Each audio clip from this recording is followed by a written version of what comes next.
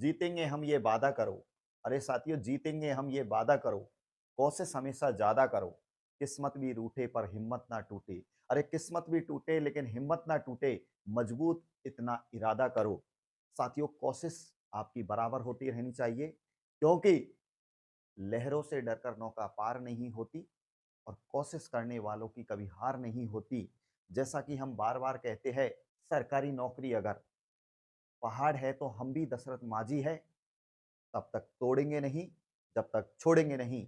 इसलिए अभी हमारे साथ जुड़ जाइए और आपकी सफलता सुनिश्चित करें। आइए स्टार्ट करते हैं आज के इस सेशन की। आपके लिए खास इम्पोर्टेंट पॉलिटिकल साइंस के मैं सवाल लेकर आया हूँ। ऑब्जेक्टिव एनसीईआरटी पर आधारित सवाल लेकर आया हूँ। इसलिए आप इनका लाभ ज़्यादा से ज़्यादा लें और विद्यार्थियों तक ज़्यादा से ज़्यादा पहुँचाएँ। और साथियों, आपके लिए हमने ऐप लॉन्च कर दी है, जिस पर जिस पर मैंने कंप्लीटली लगभग आपके लिए नोट्स प्रोवाइड करवा दिए हैं पीडीएफ फॉर्मेट में। आप उनको डाउनलोड कर सकते हैं मोबाइल में। बीएस चौरवाल जीके प्ले स्टोर पर जाए, यूट्यूब के नाम से ही प्ले स्टोर पर ऐप मिल जाएगी, उसे डाउनलोड करें और जो भी आप पीडीएफ प्राप्त करना चाहते हैं वहां से आप ले सकते हैं। आज का सवाल देखिए, निम्नलिखित में से किसका राज्य संबंधी कोई सिद्धांत नहीं है? निम्नलिखित में से किसका कोई भी राज्य संबंधी सिद्धांत नहीं है? पहला ऑप्शन है श्रमिक संघवाद का, दूसरा मार्क्सवाद का, तीसरा ऑप्शन है श्रेणी समाजवाद का और चौथा ऑप्शन है साथियों फैबियनवाद का। आपको मैं बता दूं, ये चारों जो ऑप्शन है इनका आप ऑपरेशन करके देखना साथियों, चारों चीजों से सवाल बन के आए हैं। हालांकि इसका जो आंसर होगा वो तो मैं आपको बता दूं, मार्क्स होगा, क्योंकि मार्क्स ने स्वयं राज्य के सिद्धांत पर अलग से तथा स्पष्ट रूप से बिल्कुल कुछ भी नहीं लिखा है। मार्क्स का आदर्श वर्ग विहीन समाज है, जिसमें राज्य क्या कर दिया है इसने, बिल्कुल लुप्त एंड विलुप्त कर दिया है। ऐसा इसने कहा भी है कि राज्य विलुप्त हो जाएगा। दूसरा सवाल अगला देखिए, निम्नलिखित में से संविधान के द्वारा क्या सुनिश्चित किया जाता है?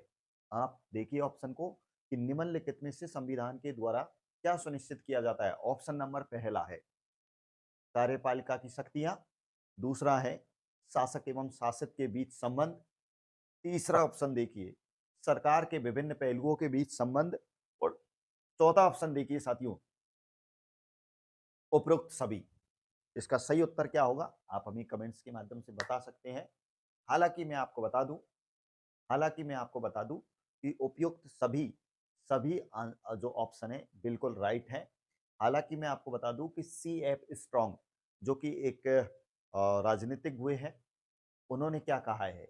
सी एफ स्ट्रॉन्ग ने एक बात बोली थी कि संविधान को उन सिद्धांतों का संग्रह कहा जा सकता है जिनके अनुसार शासन की शक्तियां, शासितों के अधिकार तथा दोनों के बीच संबंध समायोजित होते हैं। ये बात किसने बोली है? सी एफ स्ट्रॉन्ग ने बोली है। अगला सवाल आप देखिए साथियों, संप्रभुता, जैसे प्रभुसत्ता भी बोल सकते हैं, संप्रभुता मूलतः संकट का सिद्धांत था, यह मत किसने प्रतिपादित किया? साथियों, ये खास इंपोर्टेंट क्वेश्चन है जो कि एग्जामों में आने के लिए बिल्कुल तैयार है। एनसीईआरटी पर आधारित ये क्वेश्चन आप जरूर देखें। क्या ये बात जॉर्ज कैटलिन ने बोली है? जे क्या एच जे लॉस्की ने बोला है ये, या वाल्टर लिपमैन ने कहा है, या एच क्रेप ने कहा है? ये किसने कहा है साथियों? आप इसका हमें उत्तर दीजिए। हालांकि मैं आपको बता दूं इसका सही उत्तर क्या होगा। B option is right answer. B option इसका सही है। प्रोफेसर जो लॉस्की हुए हैं वो 1893 से 1950 में, इन्होंने लॉस्की ने एक किताब लिखी थी साथियों, एक पुस्तक लिखी थी जिसका नाम था ए ग्रामर ऑफ पॉलिटिक्स। ठीक है, पॉलिटिक्स की व्याकरण मान लो। ठीक है, ए ग्रामर ऑफ पॉलिटिक्स पुस्तक किसने लिखी है? लॉस्की ने लिखी है। लॉस्की तथा अन्य कृतियों में एकलवादी प्रभुसत्ता की कठोर निंदा की गई है तथा यह दर्शाने का प्रयास किया गया है कि एकलवादी प्रभुसत्ता का सिद्धांत 20वीं शताब्दी की परिस्थितियों तथा वातावरण को देखते हुए एक कैसा सिद्धांत है? भयंकर विनाशकारी सिद्धांत है। हालांकि ऐतिहासिक दृष्टि से लॉस्की ने एकलवादी प्रभुसत्ता को जिस हद तक ऐतिहासिक विविधताओं का परिणाम माना है, उतना ही तर्क या न्याय की दृष्टि से परिणाम नहीं माना है साथियों। ध्यान रखना इस सवाल के बारे में। अगला जो सवाल है क्या कह रहा है?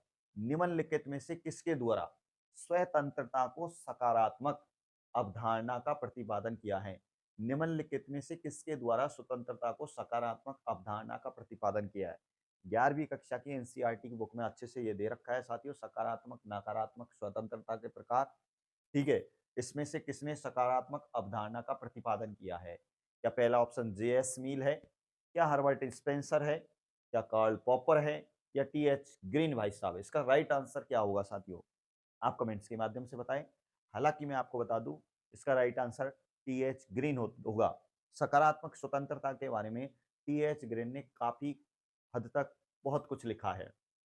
उनकी कुछ बातें बता देता हूं, लेकिन मैं बता देता हूं कि नकारात्मक दृष्टिकोण कौन कौन प्रस्तुत करते हैं। साथियों, लॉक, मिल तथा स्पेंसर ये नकारात्मक दृष्टिकोण प्रस्तुत करते हैं।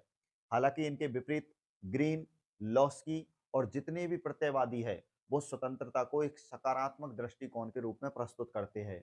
स्वतंत्रता का सकारात्मक पक्ष में अर्थ स्पष्ट करना टीएच ग्रीन का सबसे बड़ा योगदान है।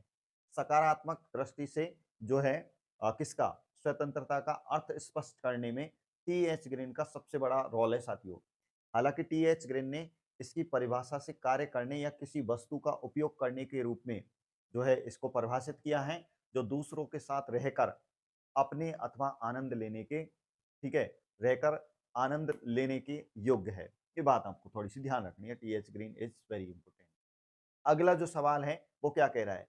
कौन सा सिद्धांत राज्य के रात्रि पहरेदार की भूमिका का समर्थन करता है? इंपोर्टेंट है, रात्रि के पहरेदार। ठीक है, समर्थन कौन सा सिद्धांत करता है? क्या कल्याणकारी राज्य का सिद्धांत समर्थन करता है, या उदारवादी सिद्धांत, या समाजवादी सिद्धांत, या इन तीनों में से कोई भी नहीं? इसका सही उत्तर क्या होगा? आप कमेंट्स करके बताएं। हालांकि साथियों, जो उदारवादी हैं वो इसका सही उत्तर है। B is option right. उदारवादी जिसकी कामना करते हैं वह रात्रि के पहरेदार जैसा है। ठीक है, उदारवादी जो सॉफ्ट कॉर्नर के होते हैं उनको कह सकते हैं। तो आज के ये 5 क्वेश्चन हम डेली आपको एपिसोड के माध्यम से ला रहे हैं। फटाफट एपिसोड के माध्यम से पॉलिटिकल साइंस का महाभारत आप देख रहे हैं। इस तरीके से खास इंपोर्टेंट क्वेश्चनों की थ्योरी भी आपको लगे हाथ बता रहे हैं। इनका लाभ आप लेते रहे साथियों, और अच्छा लगा हो तो आप वीडियो को लाइक कर सकते हैं। प्ले स्टोर से आप जरूर एप्लीकेशन डाउनलोड करके बेनीवाल जी के नोट्स आप अपने मोबाइल में सेव कर सकते हैं। वीडियो अच्छा लगा, धन्यवाद साथियों। जय हिंद, जय भारत।